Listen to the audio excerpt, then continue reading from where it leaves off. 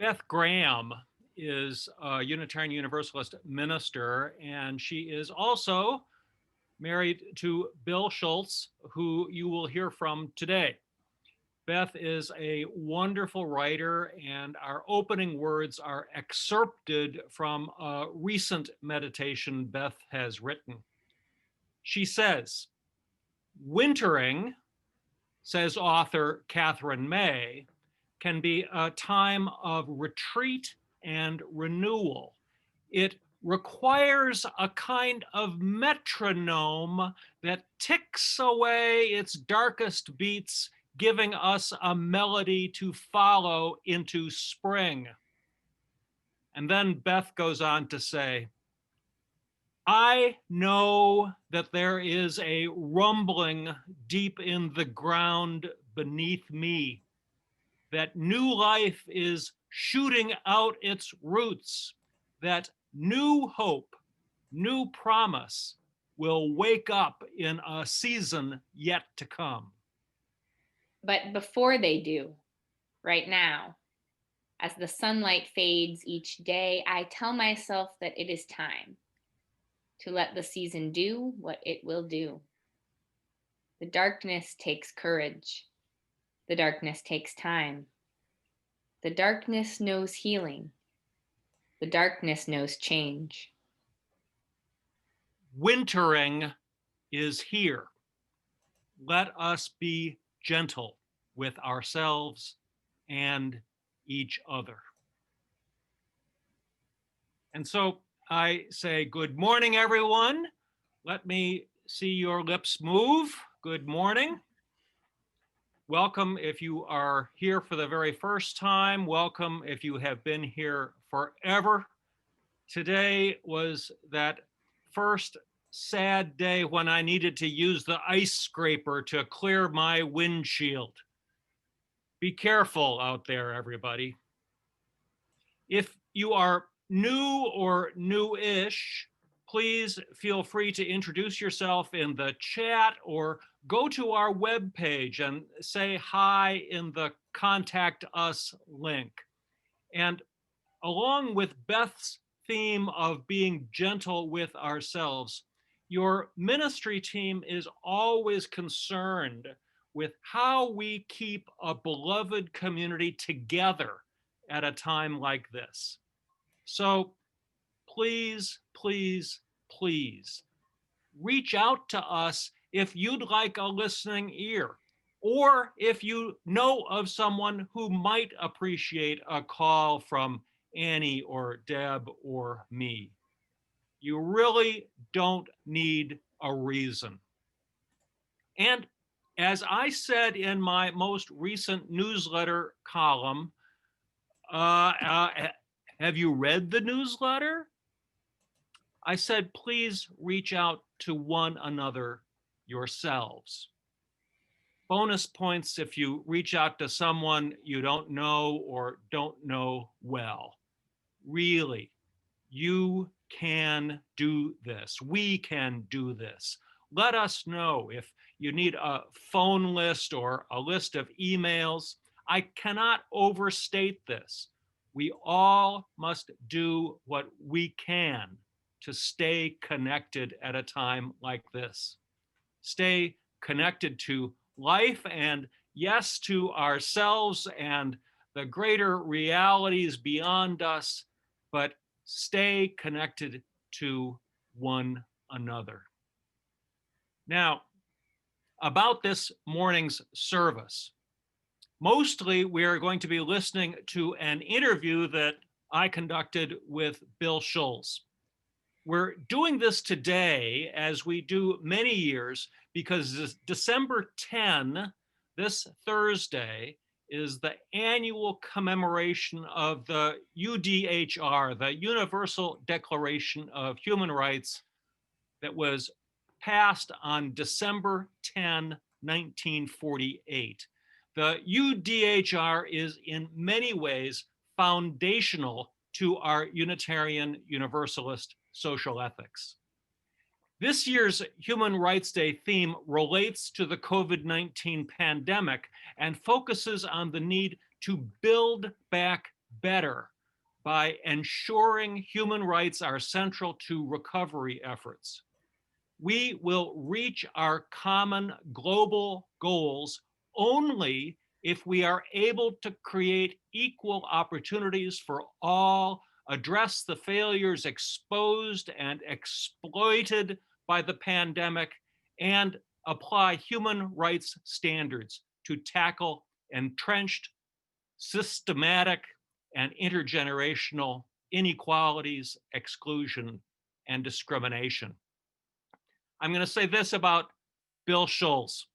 Bill Schulz was our parish minister at First Parish Bedford from 1975 to 1978. Wave your hands if you can remember back that far. Once upon a time, Bill commented that if his time at First Parish was something like a burp in a timeline, he suggested that my time at First Parish has been more like an intestinal blockage. That's Bill's sense of humor. Following Bedford, Bill became the director of social justice at the Unitarian Universalist Association, and then he was elected to 2 terms as the UUA's president. Following that, he became the head of Amnesty International USA, a significant global position. And indeed, following that, he became the executive director and the president of the Unitarian Universalist Service Committee. He continues to teach preaching and ministry at our Meadville Theological School in Chicago. And for the last, I suppose, 15 years, Bill continues to serve as our community minister here in Bedford. Bill has been a very good friend to me and to this congregation, even though Bill was a few years ago very reluctant to shoot the streamer cannon at a Christmas Eve service several years ago. I won't hold that against him. Bill and his wife, Beth, nonetheless, have my respect and deep affection. Bill is the author of numerous books, including 5 on the topic of human rights. The most recent and the topic of our interview today is The Coming Good Society: Why New Realities Demand New Rights, published by Harvard University Press. Remember, you can go to the First Parish Bedford webpage, uubedford.org, scroll down to Shop to Support First Parish, and a portion of all your purchases will benefit this congregation. This is incredibly easy, no login required, and it is underutilized. Welcome, everyone. Again, welcome, everyone. We will now join in the words of our unison affirmation.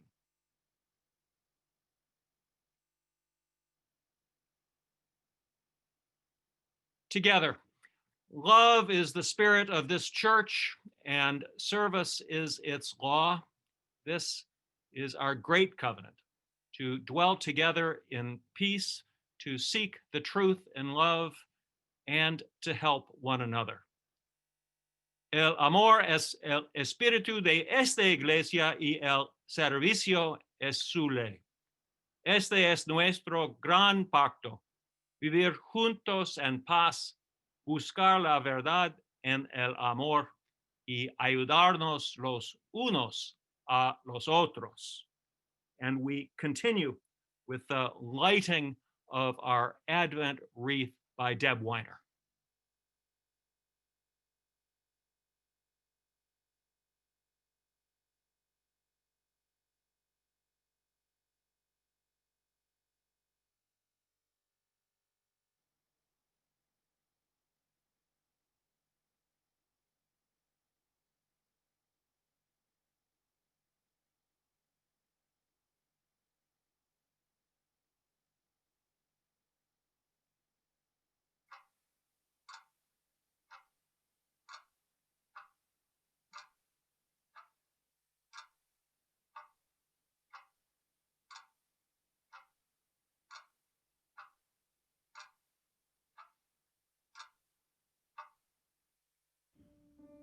Good morning.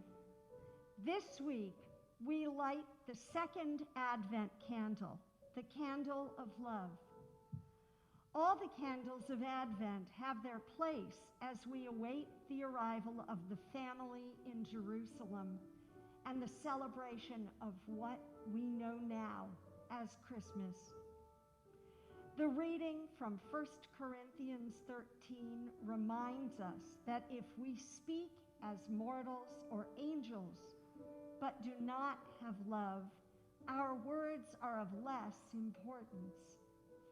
If we give away what we have to others and pat ourselves on the back, but do not hold love in our hearts, we don't gain much from that act.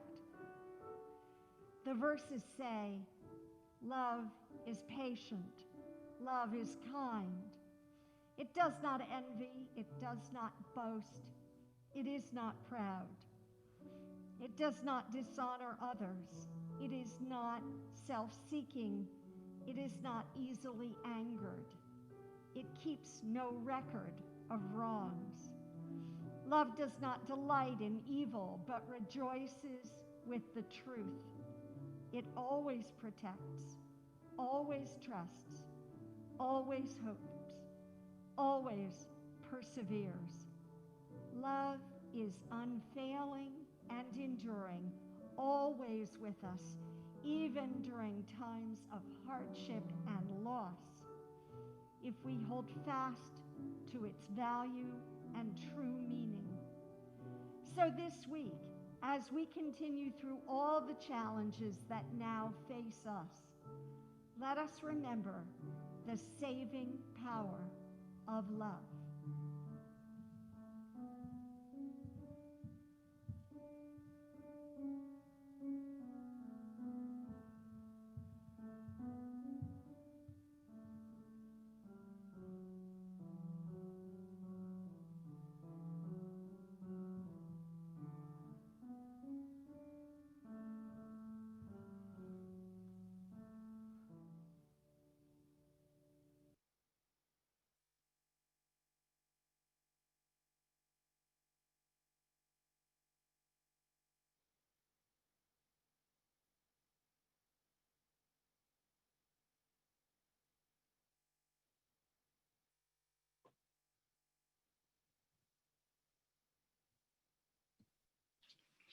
Good morning.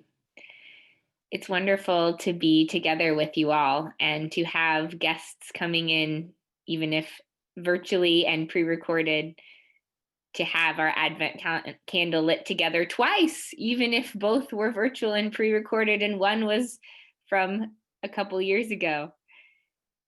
We sustain this community so that even when things are so challenging, we can still be together, do our best to keep the traditions alive in the ways that make sense. I invite you to give generously to sustain the offering, to sustain this congregation. And I also wanted to make a note that we did push back our first Sunday offering that will be a special shared offering. So stay tuned, that will be coming to you next week. And this week is our regular offering. Thank you so much.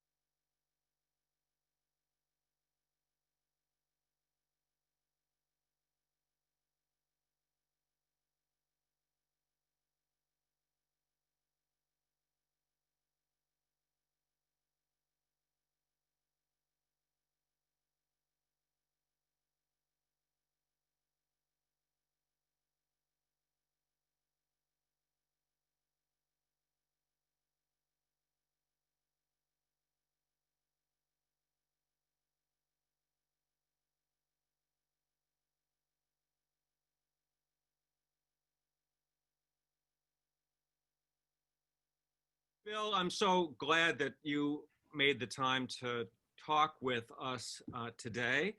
I was mentioning before we began that I have a nearly complete collection of many of your books, and it turns out I'm missing one on torture, but this is indeed your fifth book on human rights or rights more broadly.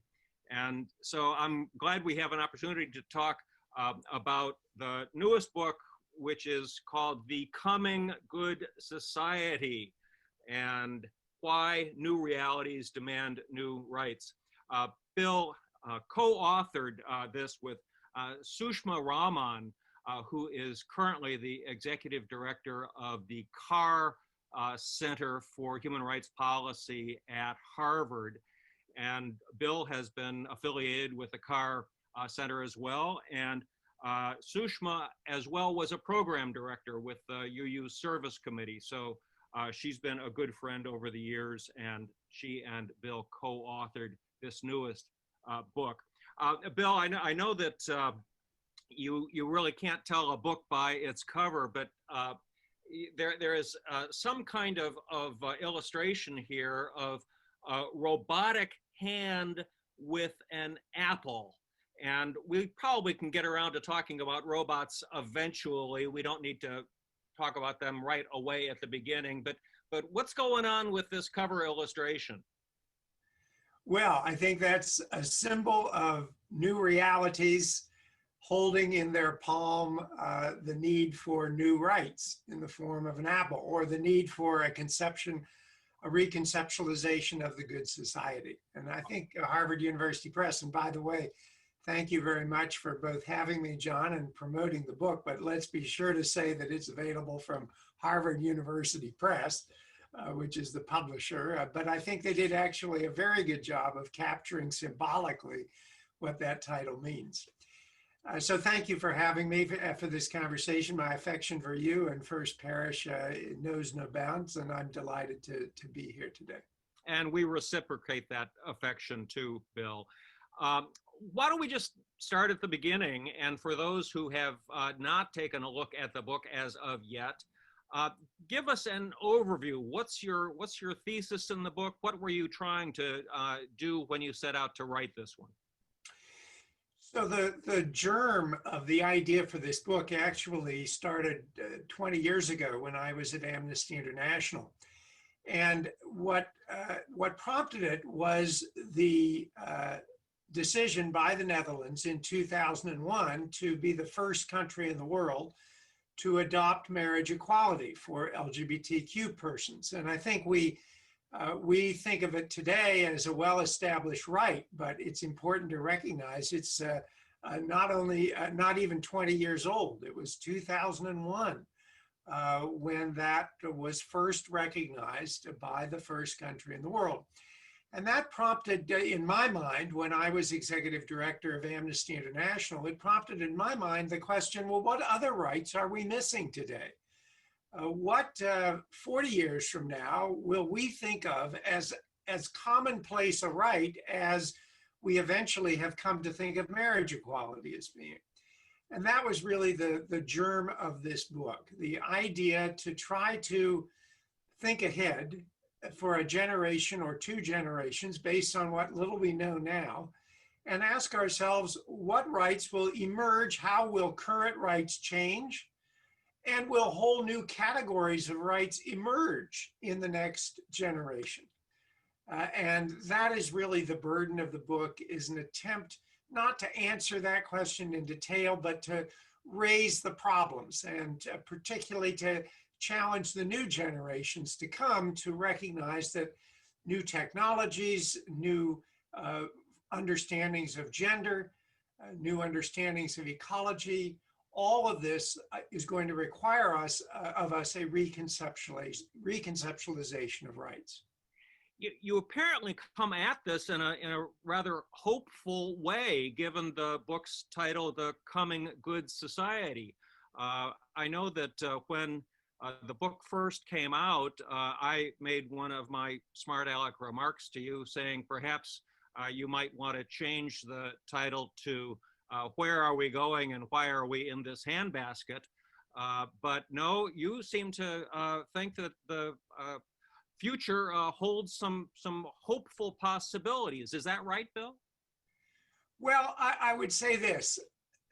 What are human rights? Human rights are a description of the good society. They are prescriptive of what a good society would look like.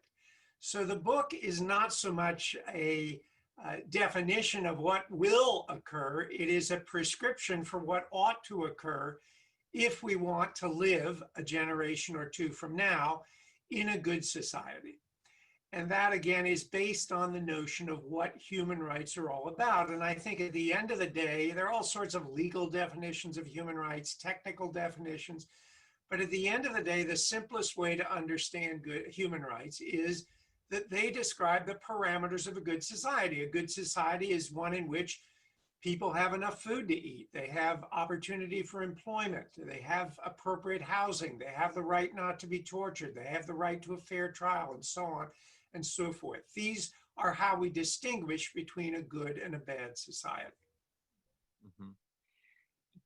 Human rights have certainly their share of disparagers, and you are good to point out the people who throughout American history have held up human rights, and just in the 20th century, you take particular note of Eleanor Roosevelt's contribution and the promulgation of the Universal Declaration of Human Rights.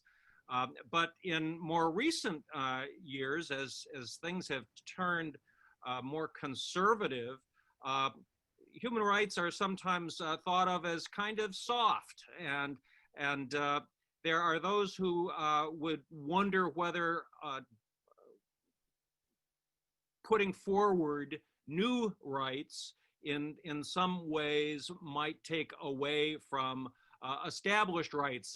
You and I were talking a little bit earlier about torture, and certainly the right not to be tortured is fundamental.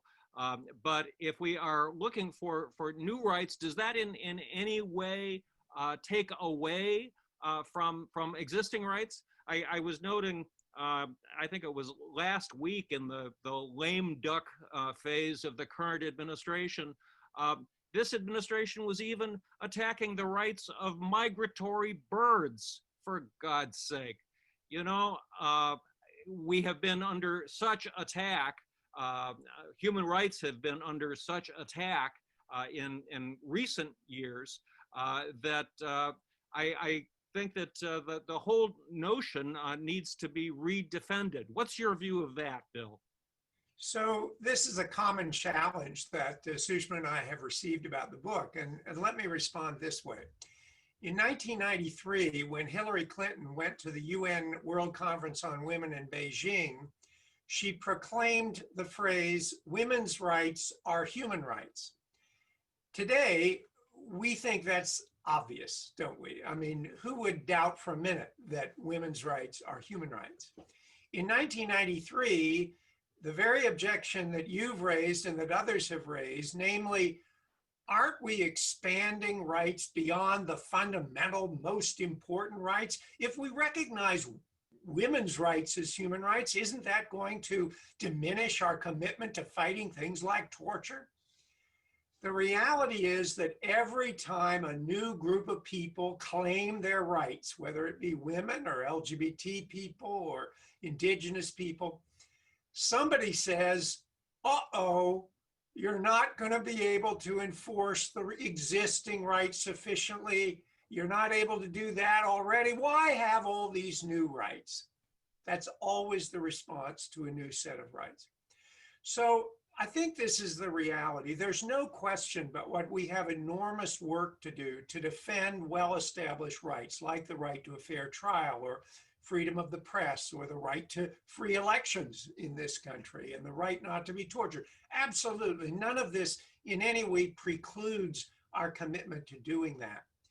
And it's also true that no human rights organization expends an equal amount of money fighting for every different kind of right there is.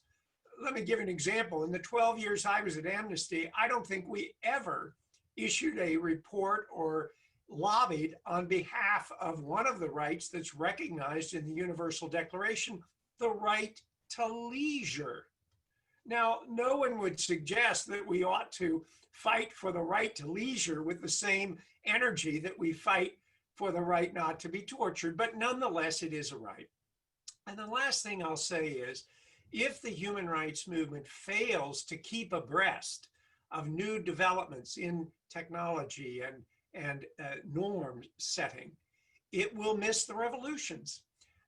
The reality is that, for example, one of the sets of rights that we deal with here have to do with the right to preserve and have control over the way our genes and the genes of our offspring are determined through gene editing. And one of the reasons that it's so important to do that is because it will be so easy to edit future genes with a racist mentality. So if we care about the current well-established right against racial discrimination, we also have to care about the rights related to gene editing and our sovereignty in making decisions about how the future generations are literally formed biologically through gene editing. So those are some of the ways, John, that I would respond to what is granted a very common response. In fact, when we first presented this book at the Carr Center, the former prosecutor for the International Criminal Court said to us, "Those aren't real rights. Those rights don't really matter.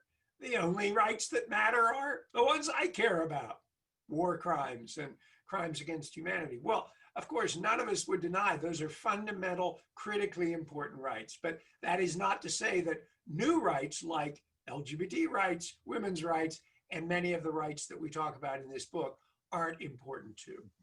You do make the point that for many generations, people would look to LGBTQ rights as being not really essential whatsoever. They aren't the important stuff, so that our minds have changed. Has your mind changed? As I think I mentioned, this is now your 5th book on human rights. As you have grown and evolved, are you looking at rights and at human rights in a way different than when you began? I certainly am in this respect, John. I'm looking beyond human rights to rights of other entities. And specifically in this book, we talk about the rights of animals, the rights of robots, and the rights of nature itself. And the reason we can do that is because of our conception of rights. And I think it's important to say a word about how Sushma and I define or understand rights in order to understand at the same time how animals, robots, or nature could possibly have rights. Normally, or historically, we have thought of rights as something inside us human beings, something that we possess, like my gray hair or tendency to put on weight. We've thought of rights as something inherent or inside of us. I think that's a mistake. That isn't what rights are all about. Rights are a description of our relationship to other human beings and to the world around us, and how we want to describe that relationship in terms of dignity, which is at the heart of what rights are all about. How do we want to relate to one another, such as in a way that will preserve both our and the other person's dignity? And how do we want to relate to other entities in the world around us in a way that will preserve their dignity? Or we can translate that, in the case of animals and nature and maybe even robots, into a question of flourishing. How will they flourish? Because a good society, and that's again what rights describe, a good society is one in which we give away dignity as broadly and widely as possible. So in that respect, my own conception of rights has evolved of what rights are. They're not something inherent inside us. They are transactional or interactive and describe what we want our interaction with other people in the world to be. And that means that they can apply to things like animals, robots, and nature. Something that was very eye-opening for me was some years ago with the UU Service Committee when we encountered other countries that gave rights to nature and to the climate and protected those rights in their constitutions. It was somewhere in South America, wasn't Yes, it, Bill? in Bolivia. In Bolivia. And that was a new concept to me, at least, but is coming to be more accepted in many other places as well. Well, as long as you've brought up robots and rocks, you do have reference and chapters about this.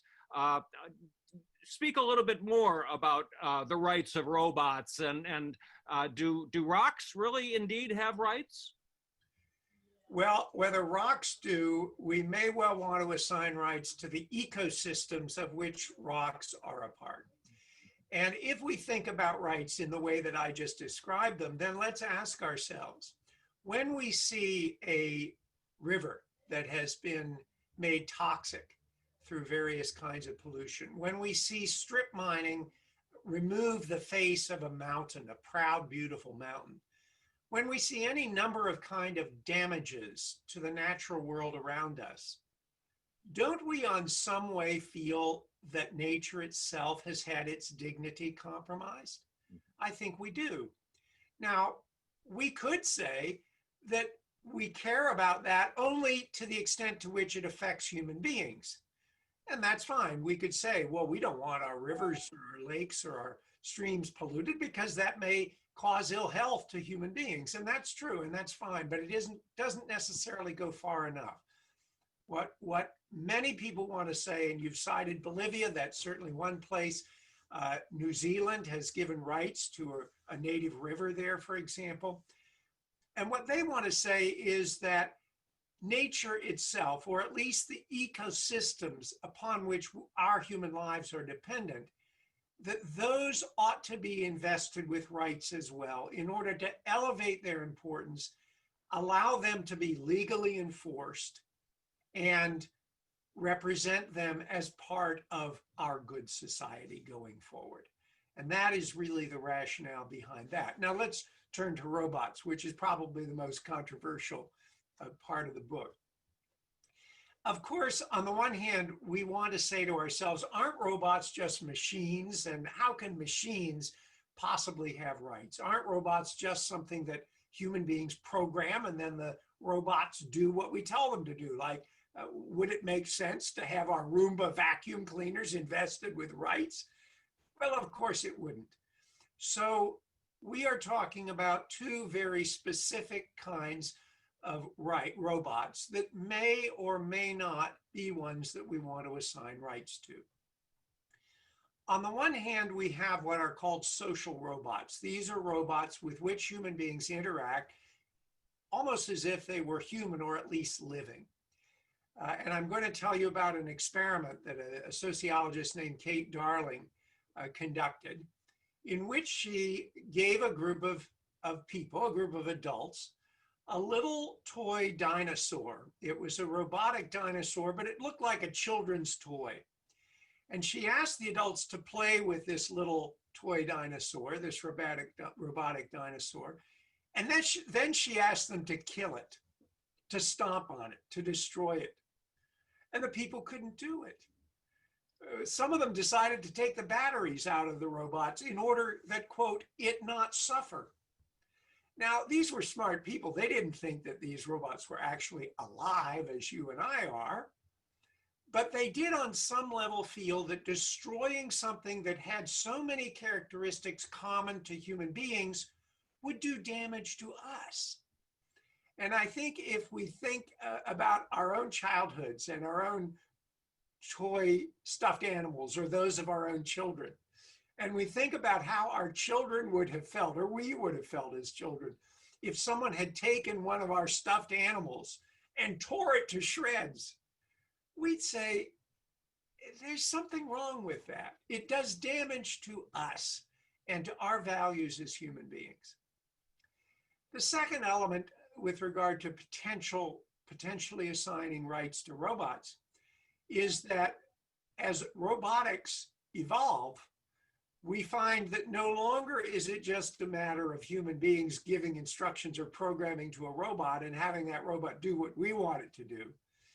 With a whole new set of robots called deep learning neural networks, those robots are making decisions themselves about what they should do. They're even in some cases programming themselves to do things that their original programmers don't understand and didn't tell them to do. And that's sort of frightening on the one hand.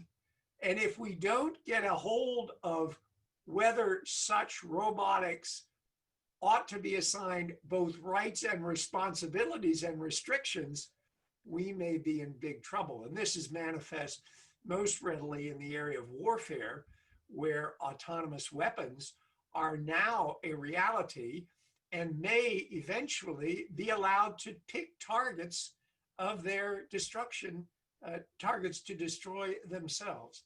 And if we don't get on top of the issue of rights and responsibilities when it comes to these kind of robots, we're going to be in big, big trouble. So those are some of the issues that we describe in the chapter on robots. Speak internationally a little bit, if you would, Bill. How important is it for nations to agree on what constitutes a good society? Are nations, are we as a globe able to come to some common understandings about these things? So I think it is often misunderstood that human rights are not determined by national laws or constitutions. They are solely determined by international treaty. And that's an important distinction because in the United States, for example, the Supreme Court has ruled that the US Constitution allows for the death penalty, that is not a violation of Americans' understanding of civil rights, but it is very clearly a violation of international human rights. And many countries will try to narrow down rights to those that are contained in their own traditions, cultures, or constitutions. And the fact is that that may be how a particular nation wants to describe the good society, but it is now not how the world community wants to describe the good society. And the truth is that at least a dozen international human rights treaties have been ratified by a majority of the countries in the world. And those treaties, as interpreted by international human rights courts, constitute the definition of human rights. So if we want to ask ourselves, is something a human right or not, we don't look to the US Supreme Court, we look to what's called the International Human Rights Regimen. And the US is often out of step with that regimen, no question about that. After all, the Convention on the Rights of the Child, for example, has been ratified by every country in the world except Somalia, which doesn't have a functioning government, and the United States, which until recently didn't have a functioning government.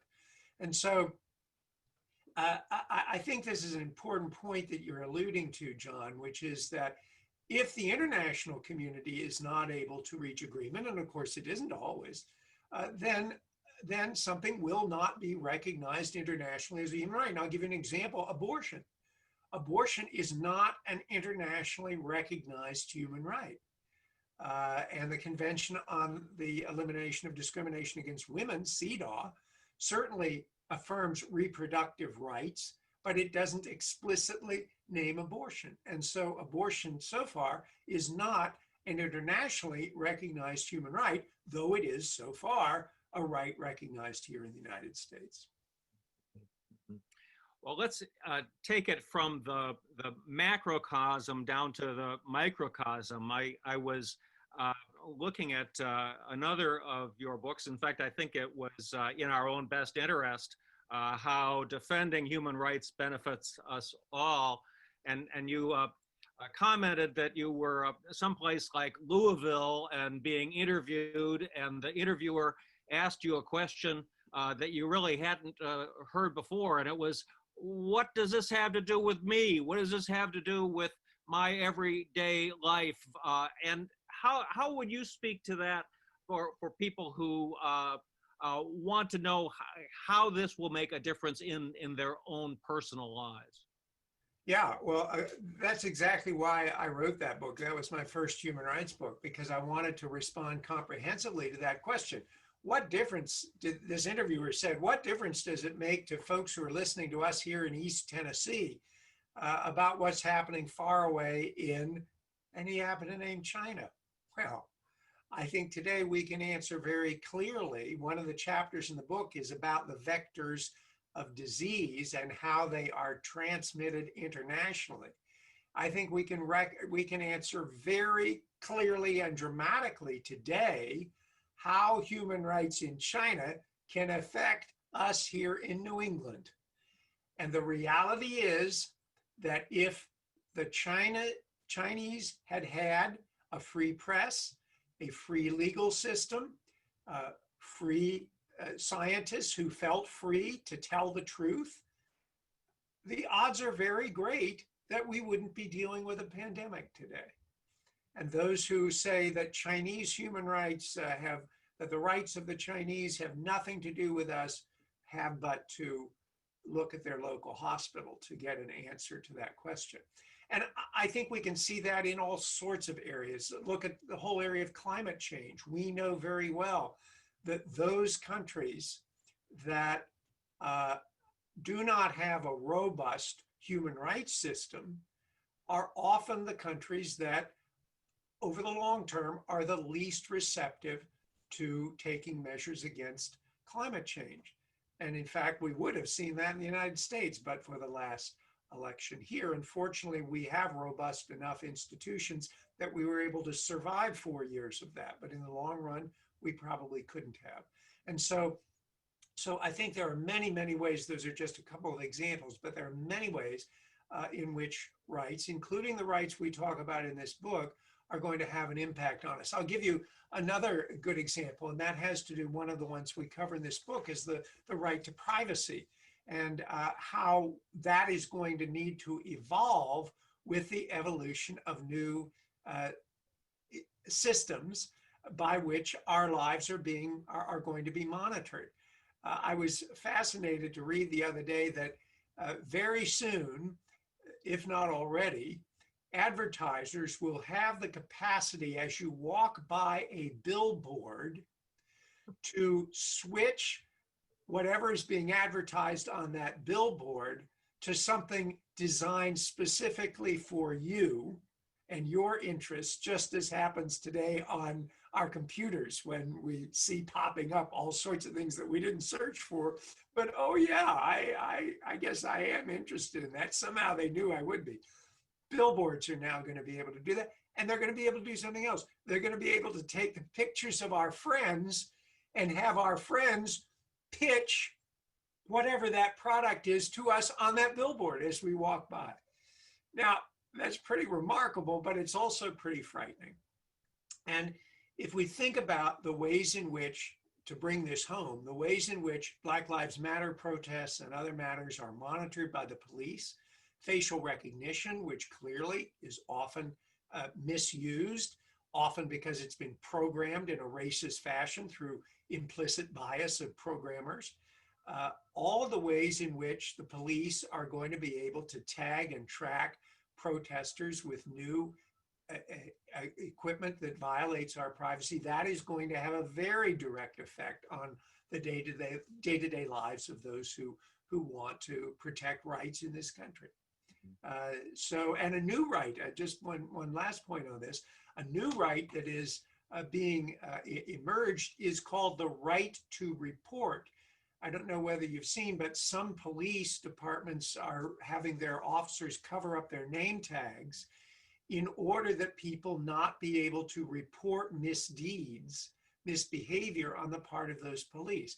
If the right to report is established, and that's a new right, an evolving right, then that won't be allowed anymore. And people will have the right to report misbehavior of police. The French are debating this at this very moment. There was a proposal for a new law just last week in France that would limit the extent to which people could report police brutality if they were engaged in protesting. And there was a huge uproar. Unfortunately, apparently the French Parliament has backtracked on that. But these are the kind of things that are very relevant to our day-to-day lives. I think it's the French as well that have defended the right to privacy to the extent that corporations or businesses are prohibited from contacting their employees on off hours, so that you have a right to your own home and not to be invaded by your work life on your personal time. I'm going to wrap this up in a couple of minutes, Bill, but I have given you any number of softball questions, but I did have one much tougher questioner who gave me some notes, and that tougher questioner is Sue Baldoff. And Sue had a couple of things that she really wants you to address. She, first of all, says, if animals have rights, Bill, how do you personally justify eating fish or meat of any type? Speak to that, would you please? It can't be justified. I say in the book, we're all sinners. It can't be justified. And for my proto or semi-vegetarian friends who eat fish and seafood, I recommend that they read a book called What a Fish Knows. And once they read that book, they will have some compunction, I suspect, about eating fish and seafood. I mean, I personally eat virtually no meat, but we do eat fish and seafood quite regularly, as you can see from where we live. And so the only answer to that is that we're all sinners. You have still got a theologian inside you, Bill. It's good to know. Sue Baldoff also has this question.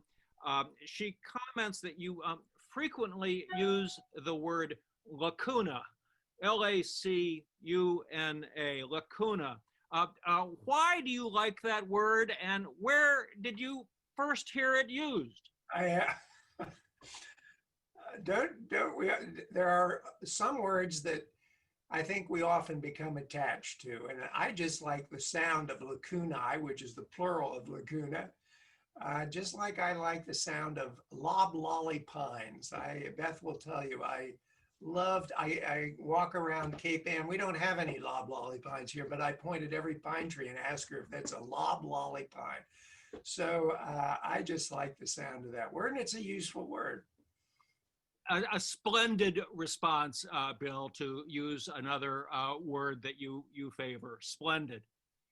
I have loved this conversation, and I know that we can carry it on a little bit more if we take some questions from others who are here. It just is always great to be with you, Bill, and you have taken my softball questions and done well by them and enlarged them and fleshed them out in very, very helpful ways.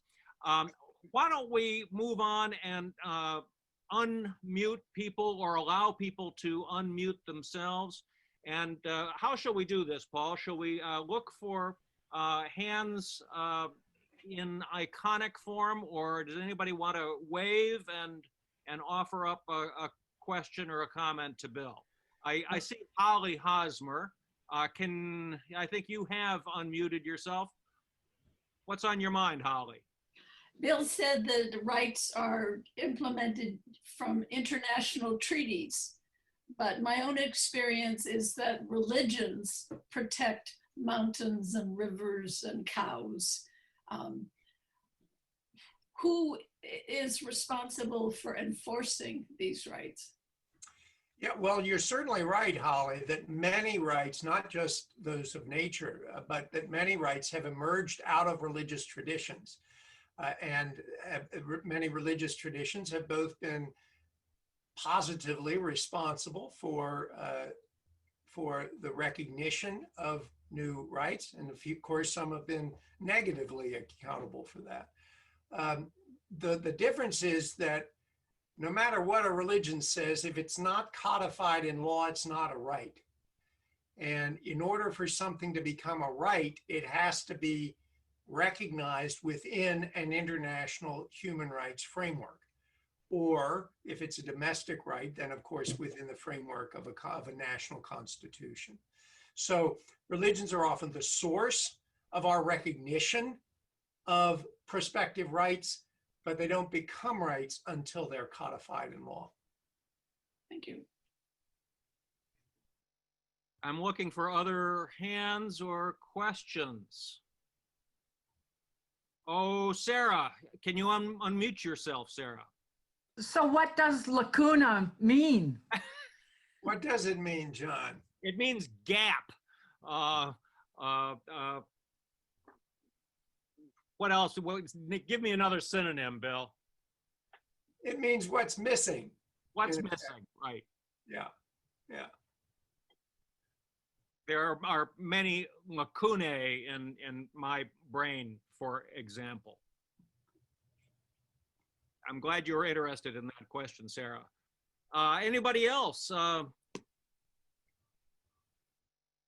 Dorothy? yeah, Dorothy, Africa, please unmute yourself. Easier said than done. I wanted to go back to a point that you started with, John, this whole business about how somehow expanding rights means that others are diminished. And it reminded me of an analogy I heard in a similar situation given to such a question. And the speaker said, well, if you have another child, does that mean you love your other children less? And it just stopped it right there. That it's not like a loaf of bread that you have to share out among the partakers, but it is in fact something that is each time given whole. And I thought it was a good answer to that kind of propensity to think of a pie chart when none was called for. That's a great response, Dorothy, and you've given me another metaphor, which is rights are like bread with increasing yeast that simply expands the loaf, right? The size of the loaf, and it doesn't diminish the deliciousness of that original slice or the importance of it as a source of nourishment, but it does mean that more people can be fed. And that is the whole point. So many groups of people were deprived of their rights. They were not fed by that loaf because people had not expanded it. There hadn't been enough yeast to the loaf. And as more groups of people have their rights assigned, that loaf simply expands without in any way diminishing the importance of the first pieces of the bread. Bill, you made reference to our having survived by the skin of our teeth the last 4 years so far. What's on the horizon when you see the incoming Biden administration? Are there hopeful signs for human rights activists? Well, anywhere we go is up at this point. Biden has not yet named the Assistant Secretary of State for Democracy, Human Rights, and Labor. That's the position that is most directly responsible for the administration's human rights policy. And I don't know enough about the Secretary of State, Antony Blinken, to be able to say, but I feel pretty confident just based on the record of previous Democratic administrations that The U.S. will, for example, rejoin the UN Human Rights Council, which it had quit under the Trump administration. I suspect it will start cooperating again with the International Criminal Court, even though the U.S. is not a member of the court. The Obama administration cooperated with the court in the sense of providing evidence and support for many of the court's research and activity. So I don't know enough at this point about the new administration to really say, but I feel quite hopeful that the U.S. will take some important steps in this respect to repair the damage that's been done the last 4 years. We hope so. We hope so. I'm scanning the crowd one more time before we say enough is enough. Anybody else want in on this with a question for Bill?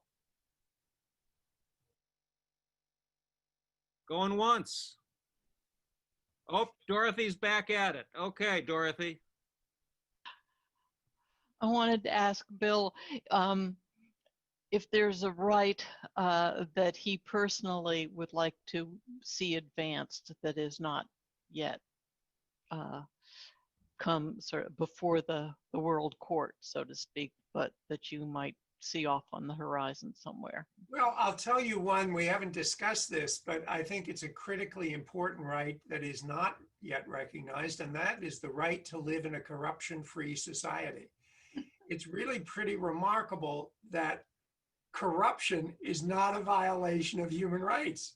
There is no international recognition of the right to live in a corruption-free society. And given that the poorest people in any society are always the ones whose lives are most diminished by corruption, it's not the rich people, they're the ones often who are profiting off of corruption. It's the poorest people who most suffer from corruption.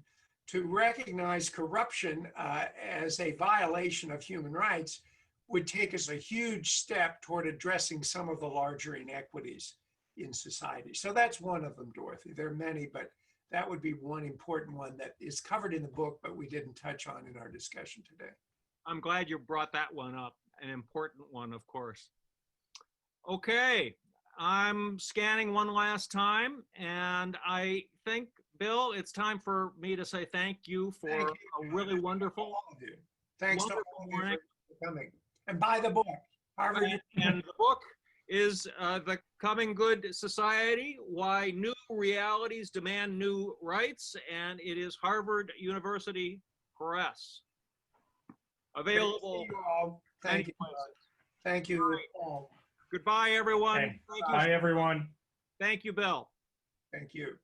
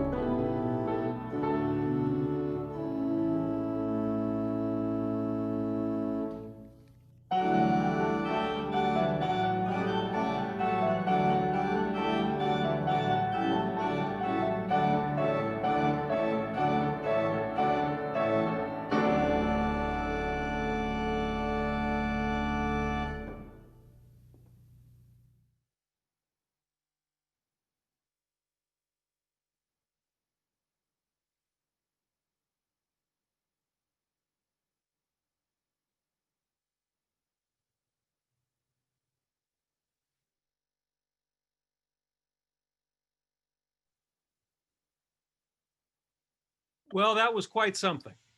The music, the conversation, the questions. Bill Schulz, as I have said before, is really the sharpest knife in the First Parish drawer.